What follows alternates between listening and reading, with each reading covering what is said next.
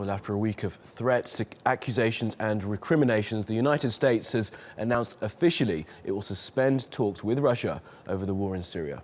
Well, the US State Department spokesman Elizabeth Trudeau said the decision was based on Russia's neglect of the commitments it made under the ceasefire agreement. The United States is suspending its participation in bilateral channels with Russia that were established to sustain the cessation of hostilities. This is not a decision we took lightly. Russia and the Syrian regime have chosen to pursue a military course inconsistent with the cessation of hostilities, is demonstrated by intensified attacks against civilian area, targeting of critical infrastructure such as hospitals, preventing humanitarian aid from reaching civilians in need. Well, Elena Casas is covering the reaction from Moscow. She says that President Vladimir Putin is likely looking for an exit from the conflict, given the amount of Russian resources that have been used. The Russian Foreign Ministry spokesperson responded to the US announcement by saying that America was trying to pin the blame on Russia for the collapse of the cessation of hostilities, when actually it was the US that hadn't abided by its obligations under the agreement. The Russians particularly stressed that the Americans, according to them, have failed to separate the moderate rebels that they support on the battlefield in Syria from more extremist and terrorist groups. Russia has accused the US in Syria of indirectly helping terrorists, and it also denies the accusation that it has been carrying out airstrikes against civilian targets, despite the US and indeed the UN saying that it struck an aid convoy and hospitals in Aleppo. But it does seem that this is something that the Russian authorities saw coming, and that they're certainly not reluctant to raise tension between Russia and the US, despite that relationship becoming more and more difficult. It's difficult for analysts who follow Russian military activity in Syria to work out exactly what the government's objective is now. If that they now see the playing field as being clearer than it was before, they will go all in with further military offensives, or whether actually Putin might be looking for an exit door from the conflict, given the amount of Russian money and resources and deaths of Russian soldiers that will be spent if its involvement in this conflict drags on and on. He, of course, promised the Russian public back in March that Russian soldiers were pulling out of the Syria conflict, and this withdrawal hasn't really been seen on the ground. Let's go straight to Ediz Tiyansan now, who's in Antakya for us on the Turkish-Syrian border. Ediz, good morning to you. So how will this decision by the United States affect any possibility of a political solution in Syria?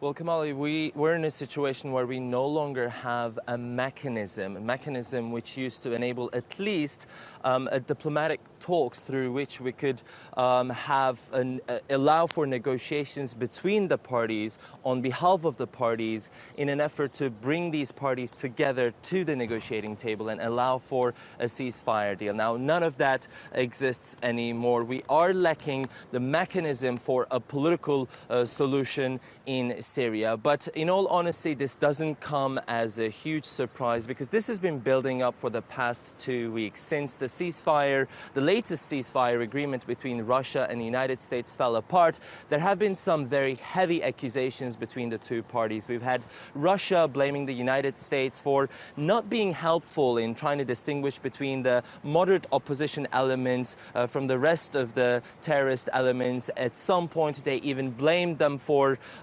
almost deliberately targeting and bombing Syrian soldiers in Syria. And then we've had United States accuse Russia for collaborating with the Syrian regime in targeting residential areas and hospitals. At some point, they were even insinuating that Russia is being accomplice to war crimes. So at this point, the trust between the two sides is at an all-time low, and it doesn't seem like it's going to be repaired anytime soon. So it's clear that what we need now is a new mechanism, whether it's Russia and United States or possibly more international powers, we don't know. But what we need is a new mechanism that could still negotiate with the parties on the ground and put pressure on them, trying to bring them to the negotiating table for a new ceasefire deal, potentially in the long term a new political solution. But at this point, we have none of that. Well, we wait and see what happens with that, Ediz. Now, of course, while this is going on, the fighting in Syria continues. What implication will this breakdown of relationship between Russia and America have for the actual fighting on the ground, and especially in and around Aleppo?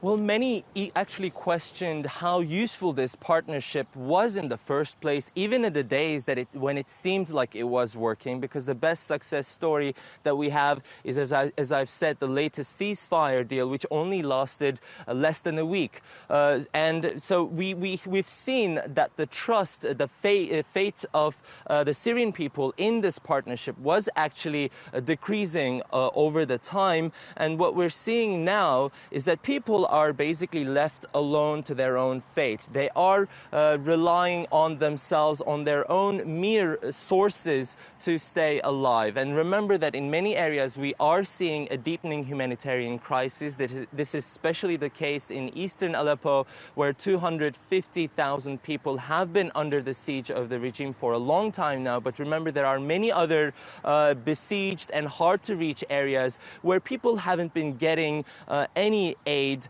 any basic necessities like even food for a long time.